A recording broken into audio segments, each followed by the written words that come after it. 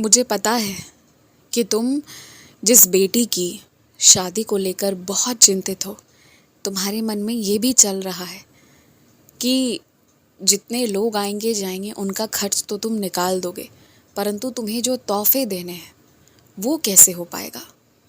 और अगर उसमें पैसा लग गया तो बाकी बच्चों का, बाकी सदस्यों का क्या होगा। अगर सब कुछ एक में लग गया तो बाकियों का क्या होगा। और इस एक का ठीक से नहीं हुआ तो क्या शादी हो भी पाएगी। मुझे सब समझ में आ रहा है, पर मुझे ऐसा लगता है ना कि तुम्हें अभी 1 साल का समय है। तुम अभी 1 साल जो है बस मेरी पूजा करो। तुम्हारे घर पर जो भी गुरुवार का व्रत कर रहे हैं उन्हें करने दो, जो सप्ताह पारायण कर रहे हैं उन्हें करने दो। तुम केवल एक काम करो, एक संकल्प ले लो और हर एक दिन आज से अन्नदान करना। और आने वाले 1 साल में तुम्हारा रास्ता निकल जाएगा। शादी धूमधाम से भी हो जाएगी और साथ ही साथ औरों के लिए भी बहुत कुछ बचेगा। और सबसे बड़ी बात है, पता है क्या, शादी सही जगह पर होगी जहाँ कोई बड़े तोहफे नहीं मांगेगा, दोगे भी तो नहीं लेना चाहेगा। तुम्हें गुरु कृपा पर विश्वास है ना, तो विश्वास रखते हुए बस एक संकल्प करो। तुम्हारे गुरु यानी मुझे क्या प्रिय है, अन्नदान, तो तुम बस ये काम करो और गुरु कृपा रहेगी तुम पर, ये भरोसा रखो। जिस मनुष्य पर गुरु कृपा हो जाए ना, उससे ना कहीं से, किसी ना किसी तरीके से रास्ता मिल जाता है, उसका रास्ता निकल जाता है। उसे कोई नहीं रोक सकता, उसके लिए कुछ भी असंभव नहीं होता।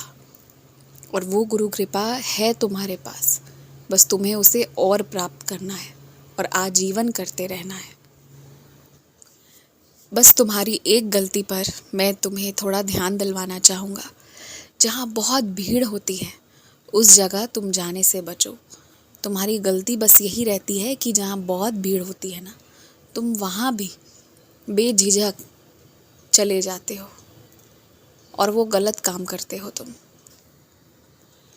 एक तरफ तुम्हें घबराहट महसूस होता है और दूसरे तरफ तुम आगे बढ़ते जाते हो। कौन से ऐसे दर्शन करने हैं तुमने कि तुम भीड़ का हिस्सा बनते हो।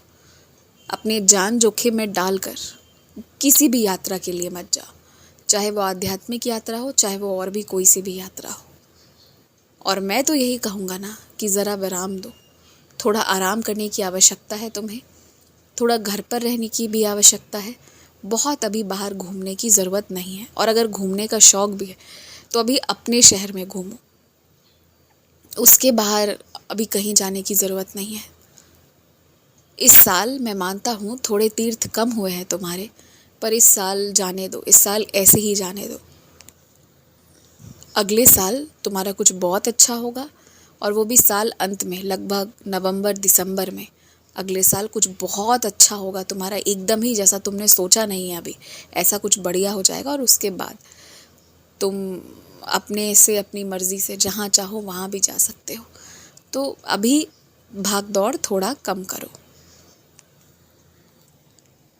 और मैं तुमसे वादा करता हूँ कि तुम्हारी इस बार की छुट्टी बहुत अच्छी जाएगी। और अच्छी से मेरा तात्पर्य है कि तुम मेहनत भी दुगना करोगे, तुम्हें ढेर सारा आराम भी मिलेगा। तुम्हारे शरीर में जिन जिन चीज़ों की कमी है और जो भी रोग है वो इस बार दूर हो जाएगा।